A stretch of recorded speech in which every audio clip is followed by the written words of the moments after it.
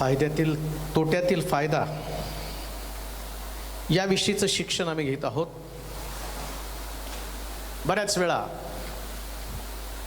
ज्या आध्यात्मिक जीवनाचा आम्ही विचार करत आहोत आणि त्याचा विचार करत असताना मला असं वाटतं की आत्मिक जीवन म्हणजे फक्त नुकसानीचं जीवन आहे. इथं प्रार्थना कराव्या लागतात, इथं देवाला द्यावं लागतं, समय खर्च करावा लागतो, देवाच्या मंदिरात जाण्यासाठी ओढाताण करावे लागते, सहन करावं लागतं.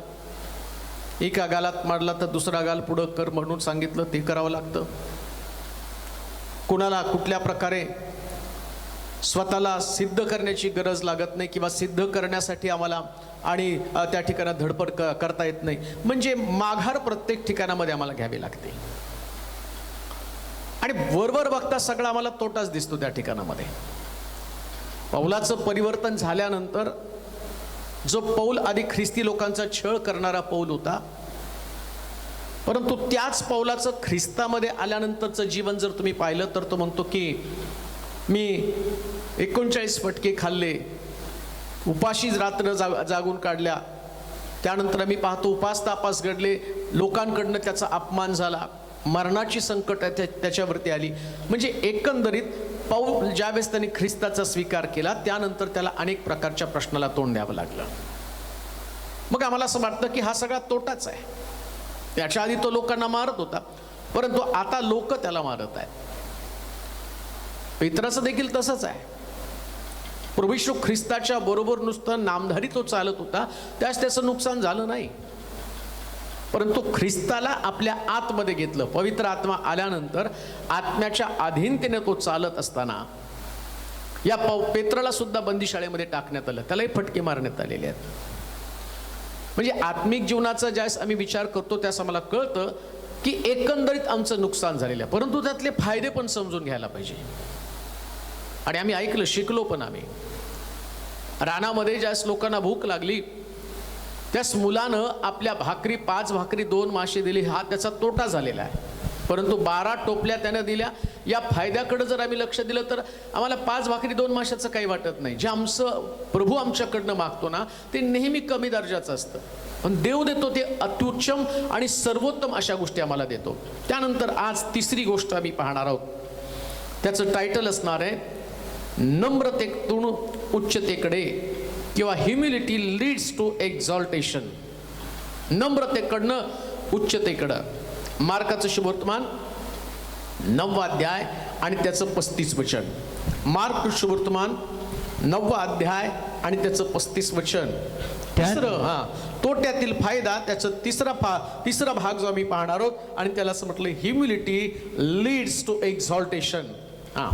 त्याने बसून त्या 12 जणांस बोलावून म्हटले की जर कोणी पहिला होऊ इच्छितो त्यानं सर्वात शेवटल्या व सर्वांचा सेवक झाले पाहिजे. आता येशू शिष्यांना शिक्षण देतो. 3.5 वर्षाच्या सेवेमध्ये सुरुवातीला ख्रिस्ताबरोबर आलेले काहीतरी सिनियर ज्युनियर असा त्यांच्यामध्ये वाद असण्याची शक्यता आहे. मी पहिल्यांदा आलो, तू नंतर आलेला आहे, मग मी येशूच्या जवळचा आहे, पहिल्यांदा मला येशूनं कॉलिंग केलेलं आहे, येशू नंतर माझंच वर्चस्व. आता शिष्य आहे, साधारण असणार आहे मंडळीमध्ये, ती समस्या असते. नवीन लोक ज्यावेळेस येतात त्या जुने लोक आपलं वर्चस्व, आपलं स्थान किंवा मी किती मोठा आहे आणि त्यांचं मोठेपण ते त्या ठिकाणामध्ये दाखवण्याचा प्रयत्न करतात. नवीन आलेल्या व्यक्तीवरती त्यांची सत्ता, त्यांचा अधिकार किंवा मंडळीमधलं त्यांचं स्थान काय, या स्थानासाठी त्यांचा झगडा असतो. मग आता येशूची 12 शिष्य काही याच्यापेक्षा वेगळे नव्हते, त्यांच्यामध्ये देखील तो झगडा होता. कोणता झगडा? सगळ्यात मोठा कोण आहे, सिनियर कोण आहे, कोणाला येशूच्या नंतरची जागा आहे. अजून येशू वधस्तंभी गेला पण नाही बरं का. वधस्तंभी गेल्यावर त्याच्यानंतर त्या गादीसाठी झगडा पाहिजे. मंडळांमध्ये, घरामध्ये, सगळीकडं आज गादीसाठी किंवा स्थानासाठी झगडा केला जात आहे. कोणाला मान दिला पाहिजे, कोण मोठं आहे, आणि हे मोठं पण तुम्हाला नीच्या अवस्थेकडे घेऊन जात असतं. मग येशूनं शिक्षण देताना म्हटलं ना, तुम्हाला पहिल्यांदा तोटा सहन करावा लागेल. आणि तोटा काय तुम्हाला सहन करायचा आहे? तुम्हाला जर गौरवाकडे जायचं असेल किंवा मोठ्या स्थानाकडे जायचं असेल तर त्याची सुरुवात तुम्हाला खालच्या स्थानाकडनं केली पाहिजे. पहिल्यांदा लहान व्हायला पाहिजे ना. मग येशू म्हटला, काय वाजवर वचन ते? त्याने बसून त्या 12 जणांस बोलावून म्हटले, 12 जणांस बोलावून म्हटलं, जर कोणी पहिला होऊ इच्छितो तर त्यानं सर्वात शेवटला व सर्वांचा सेवक झाले पाहिजे. कोण येशूच्या जवळचा, कोण देवाच्या जवळचा, कोणावरती देव प्रेम करतो? काही लोक मोठमोठे चमत्कार करणाऱ्यावर देव प्रेम करतो. अनेक लोकांना आरोग्य देणाऱ्या लोकांवरती देव प्रेम करतो. लाखो लोकांना सुवार्ता सांगणाऱ्या लोकांवर देव प्रेम करतो.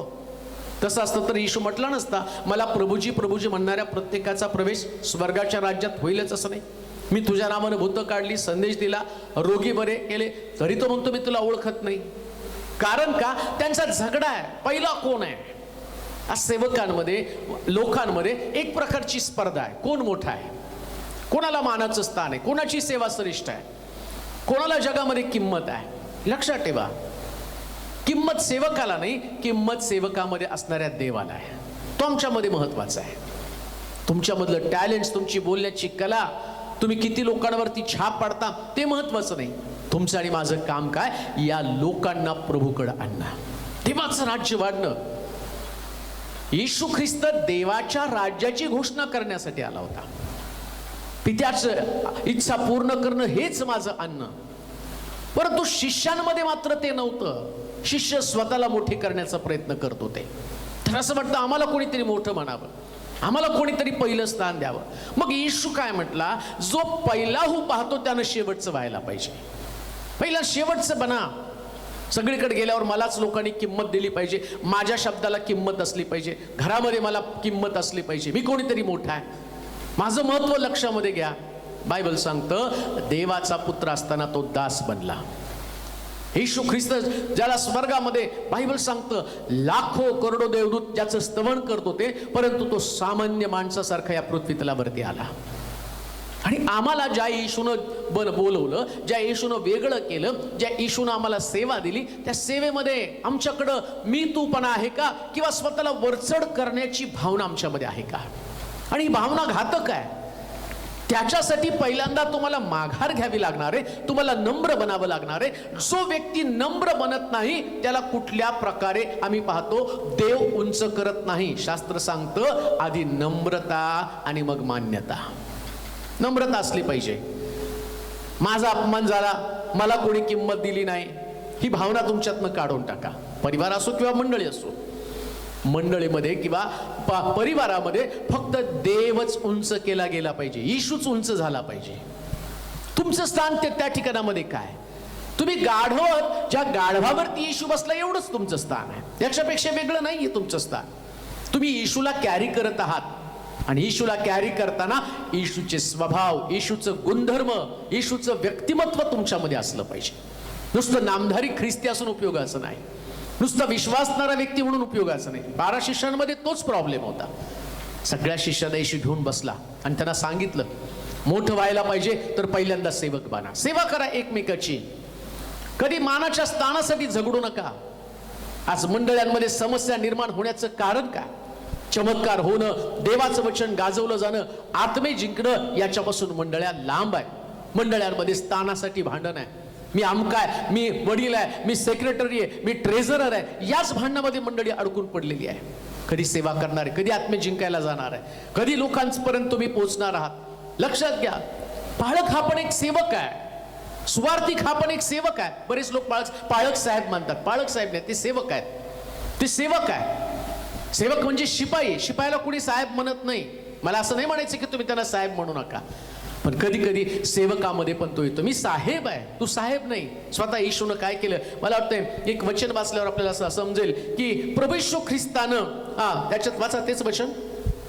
त्याने बसून त्या 12 जणांस बोलावून म्हटले, जर कोणी पहिला होऊ इच्छितो त्याने सर्वात शेवटला व सर्वांचा सेवक झाले पाहिजे. सगळ्यांचा सेवक झालं पाहिजे. आता येशू जे बोलतो ते प्रॅक्टिकल करतो. तो नुसता उपदेश करणारा व्यक्ती नाहीये.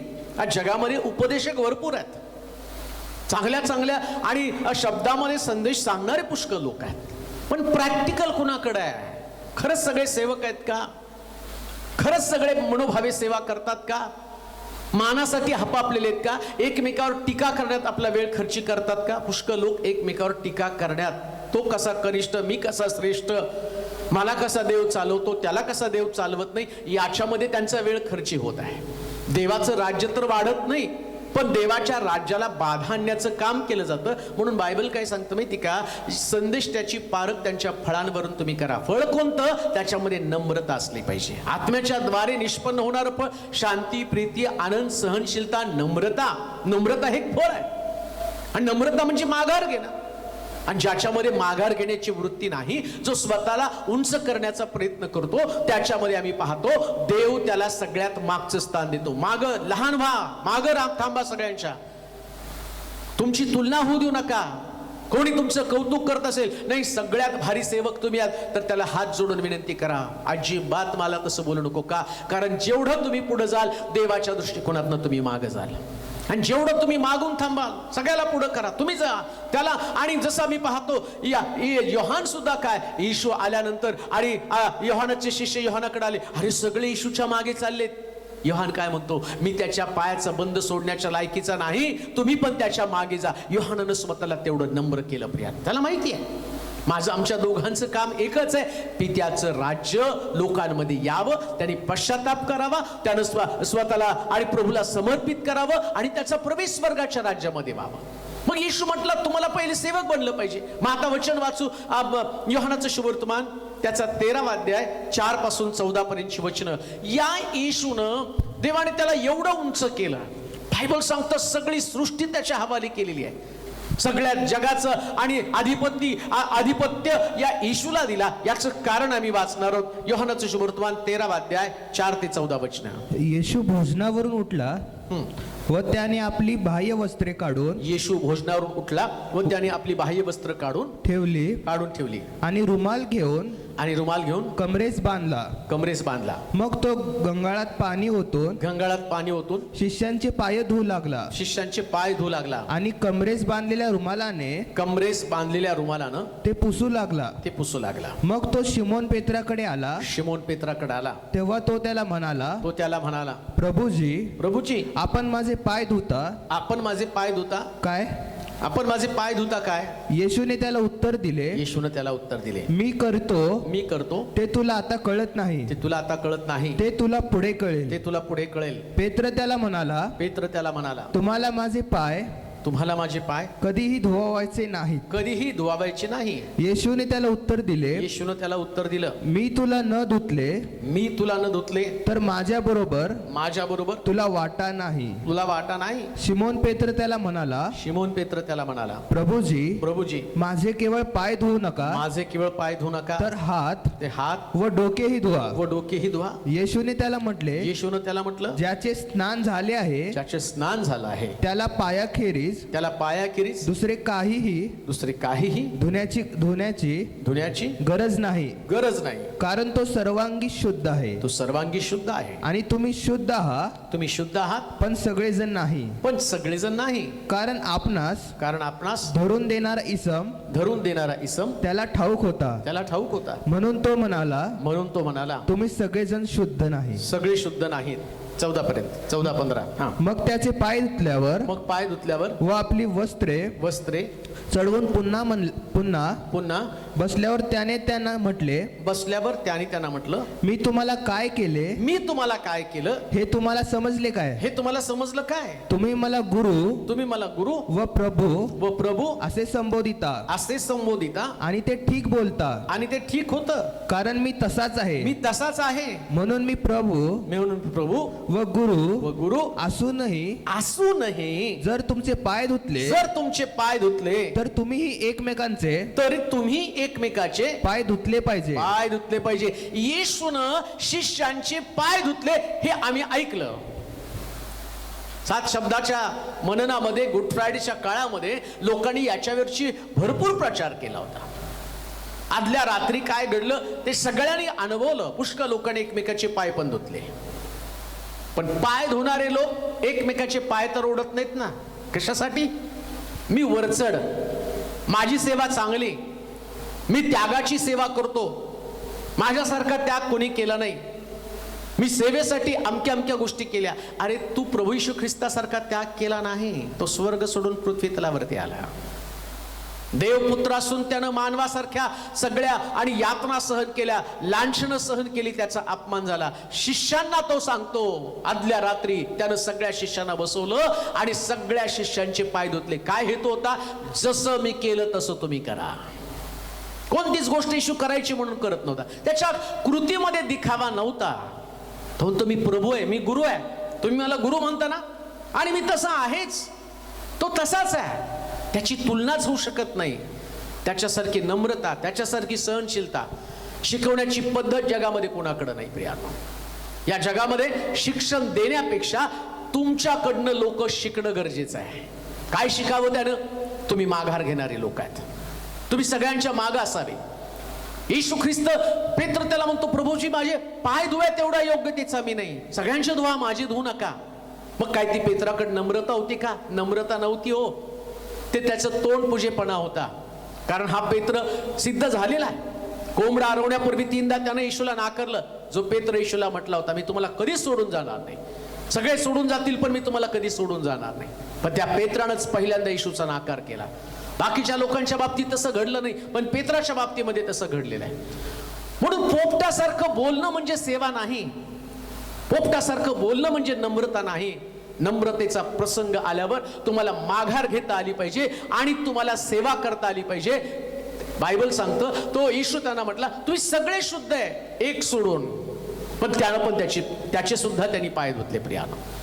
काही वेळेस काही लोक तेवढ्या योग्यतेचे नसतील, ते शुद्ध नसतील, त्यांचे विचार तुमच्या बाबतीत शुद्ध नसतील, त्यांच्या डोक्यामध्ये तुमच्या संबंधानं आणि तुम्हाला धरून देण्याच्या योजना ते आखत असतील. जसं त्या यहुदाच्या बाबतीमध्ये यहुदा त्याला धरून देणारा पैकी होता आणि येशूला ते माहिती होतं की हा मला धरून देणार आहे, याच्यामुळे मला वधस्तंभी जावं लागणार आहे, हा माझी 30 रुपये किंमत करणार आहे. काही लोक तुम्हाला किंमत देत नसतील. ऐका, तुमच्या घरातले लोक असतील, मंडळीतले लोक असतील, ते तुम्हाला किंमत देत नाही. जसं येशूची किंमत त्यानं 30 रुपये केली.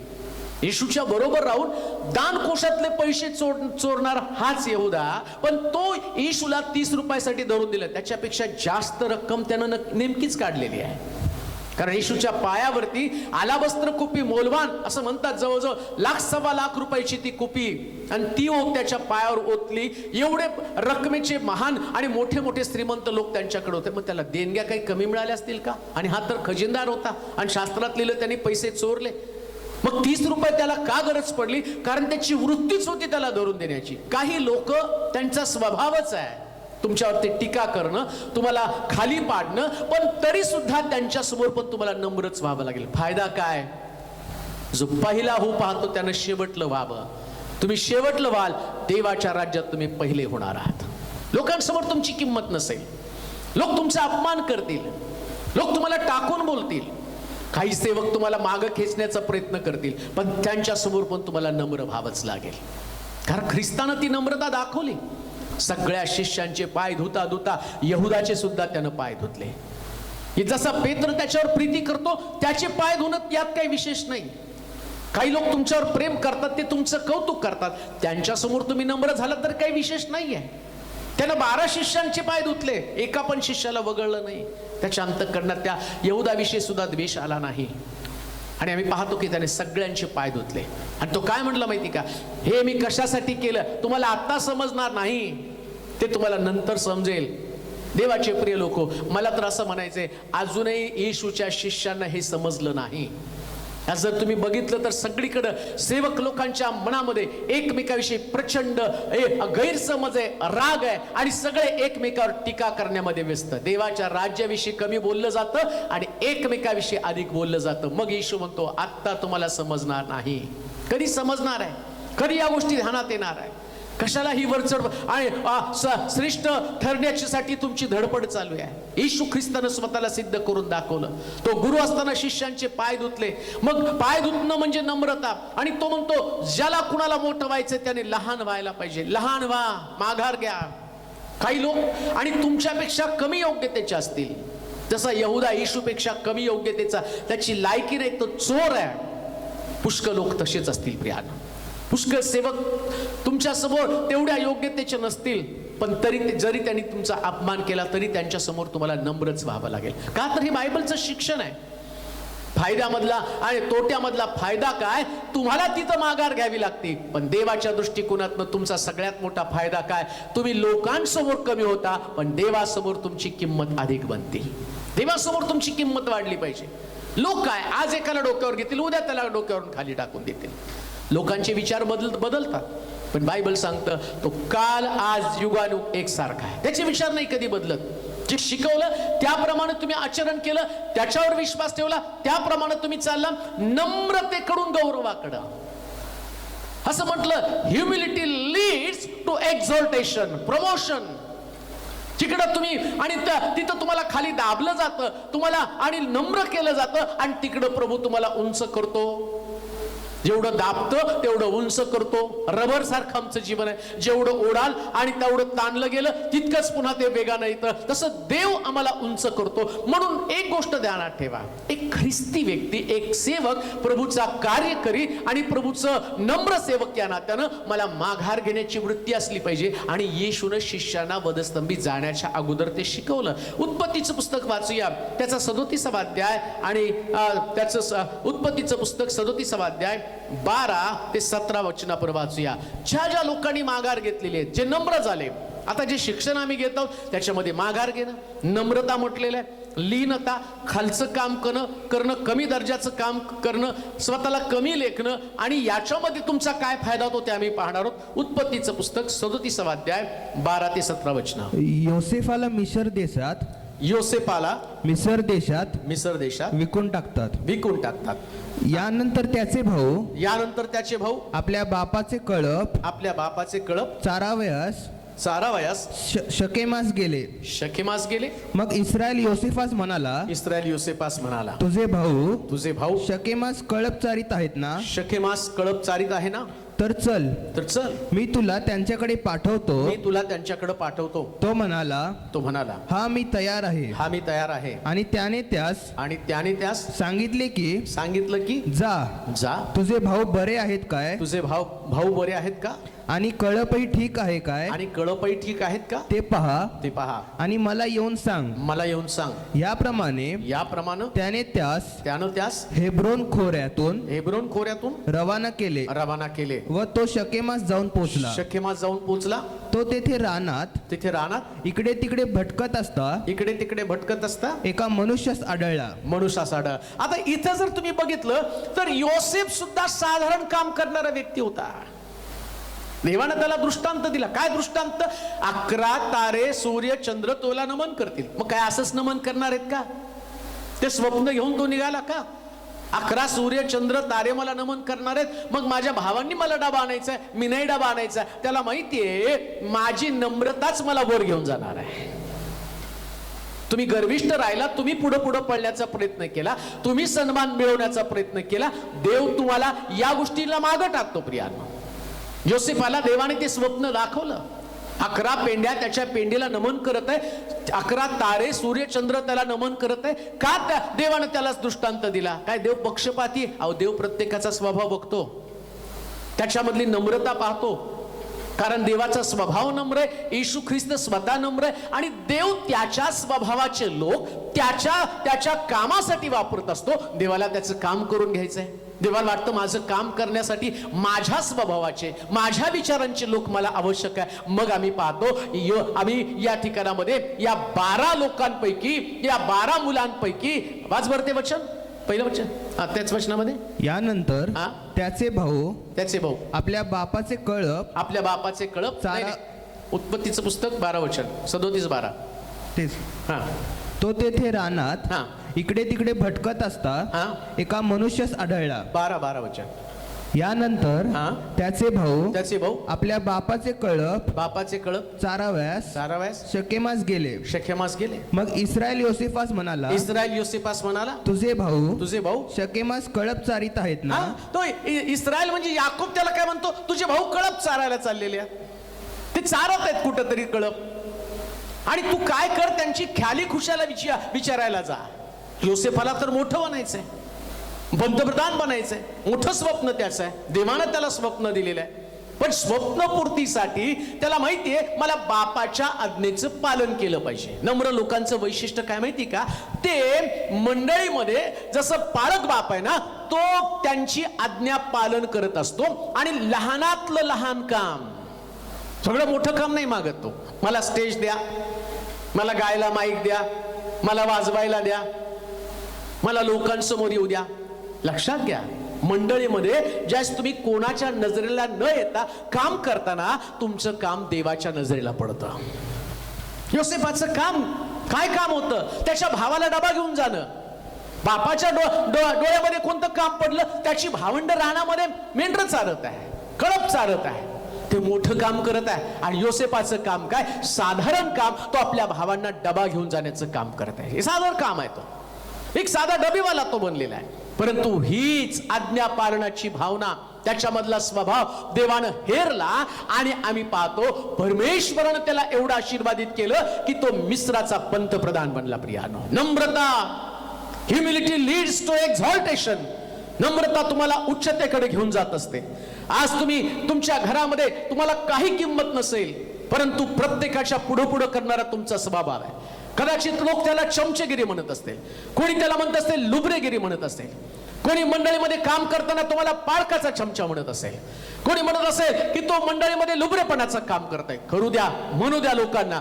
देव अशाच लोकांना आपल्या कामासाठी वापरत असतो प्रियांनो. आणि देवाचं काम करत असताना ती नम्रता तुमच्याकडे असलं पाहिजे. कोणतंही काम सामान्य काम समजू नका. एका सामान्य कामाची सुरुवात तुम्हाला अति उंच ठिकाणामध्ये घेऊन जात असते. लक्षात घ्या, साधं आणि चटई टाकायचं काम, कदाचित टॉयलेट साफ करण्याचं काम, कदाचित फरशी पुसण्याचं काम, कदाचित मंडळीमध्ये येणाऱ्या लोकांचं आगत स्वागत करण्याचं काम, कदाचित एखाद्याचे काली खुशाली ते स्टेजवर दिसणार नाही, कोणी घरामध्ये थांबला तो अब्सेंट आहे आणि तुम्ही जाऊन त्याची चौकशी करता, हे मंडळीतल्या लोकांना माहित नाही. परंतु जसं मी पाहतो, योसेफ आपल्या भावांची चौकशी करण्यासाठी गेला. त्याच्या बापानं त्याची ख्याली खुशाली आणि विचारण्यासाठी त्याला पाठवलं. रानामध्ये तो गेला. तुमचं काम हे रानातलं काम असेल, तुमचं काम घरातलं नाही, तुमचं काम स्टेजवरचं नाही. आणि तुमच्या कामाची किंमत करणारे कोणी नसले तरी मला तुम्हाला सांगू द्या, सृष्टीचा निर्माता जिवंत देव तुमच्या कामाची तारीफ करण्यासाठी समर्थ आहे.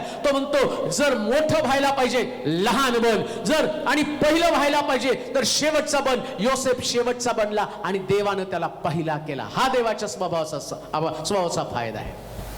म्हणून एक गोष्ट ध्यानात ठेवा, इथं तुम्हाला नुकसान काहीच नाही. आता तिथं नुकसान काय, त्याला रानात जावं लागतं त्याच्या भावाला डबा घेऊन, आणि त्याच्या कामाची काही गंती नाही.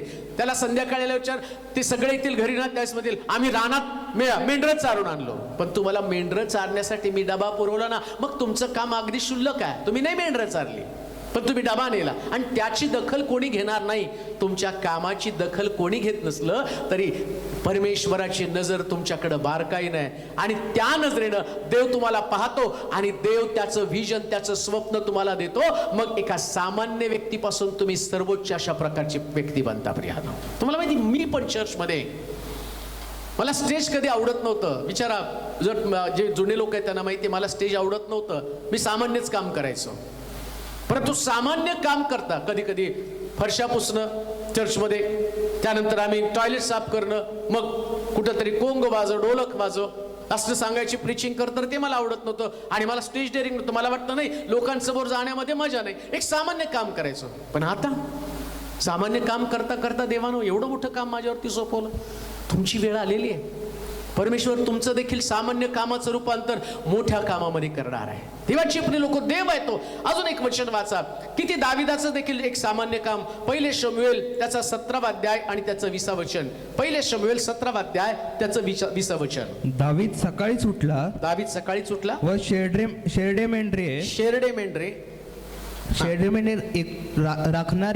राखणाऱ्याच्या हवाली करून ईशाने त्यास सांगितल्याप्रमाणे सर्व वस्तू घेऊन गेला. आता दावीद तो राजा बनला आणि देवाच्या मनातला राजा, बर का, साधा राजा नाही, असा राजा बनला की बायबल सांगतं दाविदाचं सिंहासन अढळ राहील. त्याच्या सिंहासनाला कोणी हात लावणार नाही. इकडे योसेफ तो पंतप्रधान बनला, दावीद राजा बनला. योसेफ नुसता डबा न्यायचा, त्याला देवानं स्वप्न दिलं आणि त्या स्वप्नाप्रमाणे आम्ही पाहतो मिस्रामध्ये त्याची भावंड त्याच्याकडे आली, कारण तो त्यांचा अधिपती बनलेला होता.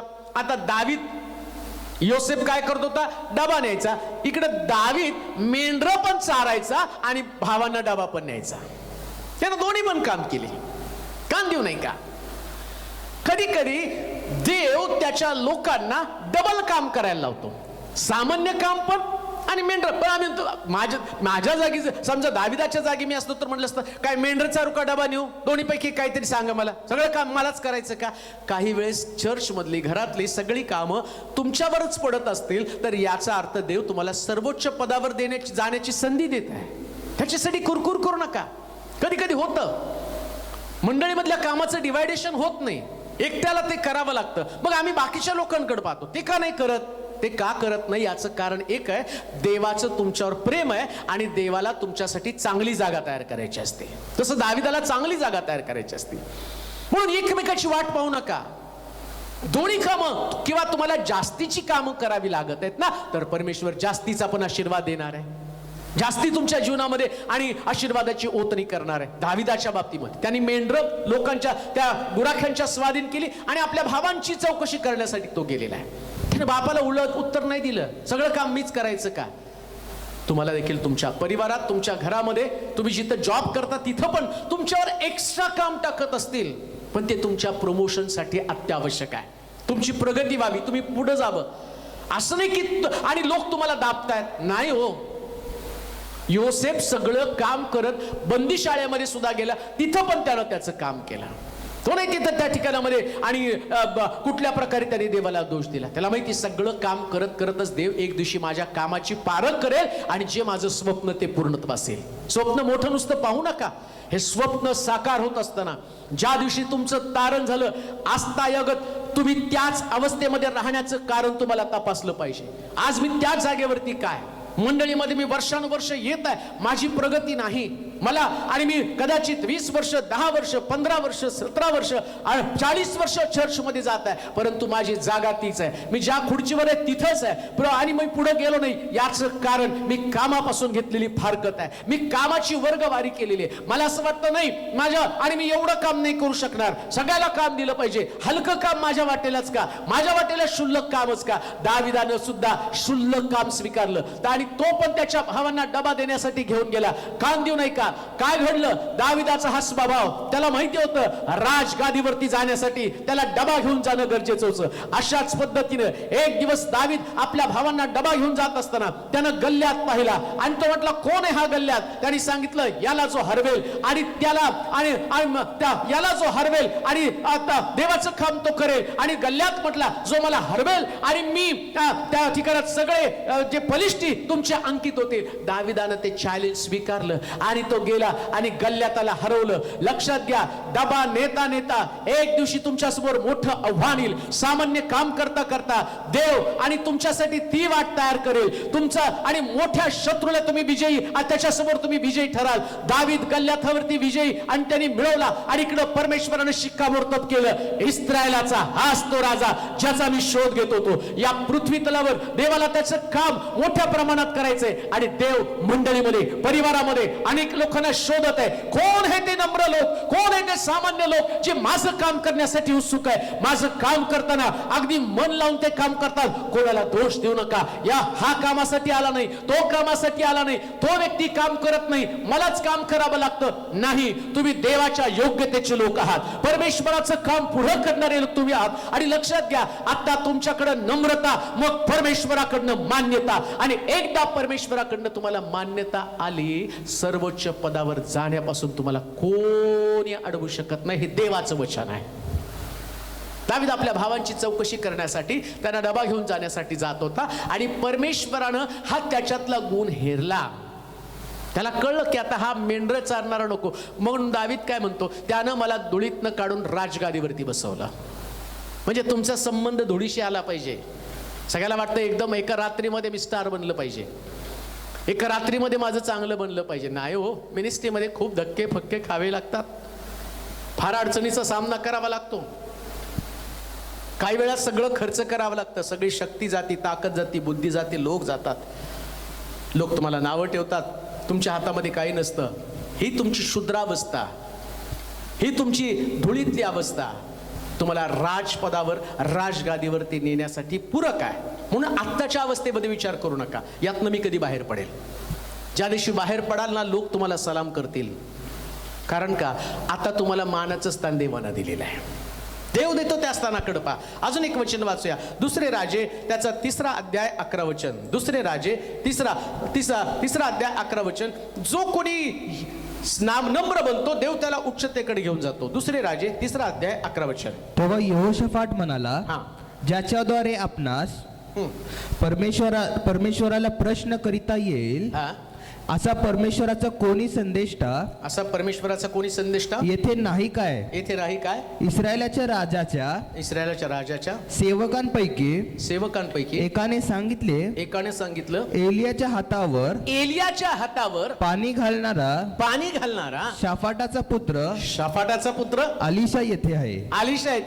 अलिशा एलियापेक्षा जास्त चमत्कार त्याने केले. 12 चमत्कार एलियाचे 6, अलिशाचे 12. मग काम काय होतं? अलिशाच्या हातावर पाणी घालणं. अलिशाच्या हातावर पाणी घालणं काही किती सामान्य काम आहे? काय त्याची दखल कोण घेणार आहे? हात जेवल्यावर तिकडं पळत जायचं आणि मग ते पाणी घालायचं आणि निघून यायचं. आता एलिया स्टेजवर असेल, एलिया चमत्कार असेल, चमत्काराच्या वेळेस त्याच्या बरोबर नाहीये. फोकस मध्ये येण्याचं काम तो करत नाही. मंडळीमध्ये कधी कधी तुमचं काम असंच आहे. कधी वाढप्याचं काम असेल, स्टेफन सुद्धा वाढप्याचं काम करत होता, पवित्र आत्म्याने भरलेला स्टेफन. पण काम काय दिलं त्याला? वाढप्याचं काम दिलं. परिणाम काय झाला? वाढप्याचं काम करता करता देवाने त्याचं प्रमोशन केलं. इतकं प्रमोशन, स्टेफनाला दगडमार होत असताना बायबल सांगतो, स्टेफन म्हणतो स्वर्ग उघडला आणि मी देवाच्या पुत्राचं विजन पाहिलं, दृष्टांत पाहिलं. येशू ख्रिस्त आपल्या सिंहासनावर उभा आहे. वाढप्याचं काम करणारा स्टेफन एवढा मोठा दृष्टांत पाहू शकतो. रक्तसाक्षी तो झाला, पहिला रक्तसाक्षी. आणि त्याच्या संबंधानं म्हटलं, स्टेफन मरत असताना तिथं पौल त्याच्या जवळ होता. पौलानं सुद्धा स्टेफनाचं मरण पाहिलं. दुसऱ्या भागात, पुढच्या भागात आम्ही पाहणार आहोत. परंतु एक गोष्ट ध्यानात ठेवा, वाढप्याचं काम करणारा स्टेफन तो सुद्धा एक चांगल्या प्रकारचा सुवार्तिक बनला. अलिशा एलियाच्या हातावर पाणी घालणारा व्यक्ती, तो सुद्धा एलियापेक्षा जास्त प्रभावी सेवा त्यानं केली. आणि आम्ही पाहतो, या अलिशाच्या अस्थीनं मेलेला व्यक्ती जिवंत झाला. कुठून आला एवढा अभिषेक? सामान्य काम प्रियानो. म्हणून येशू शिष्यांना काय म्हटलं माहिती का? पहिलं व्हायचंय तर शेवटलं बना. साधं काम करा. एकमेकाच्या हातावर पाणी घालावं. सगळेच अलिशा नसतील, पण हातावर पाणी घालण्याचं काम करा. पाणी वाढण्याचं चर्चमध्ये काम करा. लोकांना भरवा. साधी कामं करायला सुरुवात करा. पण त्या कामातनं सॅल्यूट मारून घेऊ नका. त्या कामाची किंमत फक्त देवानं केली पाहिजे.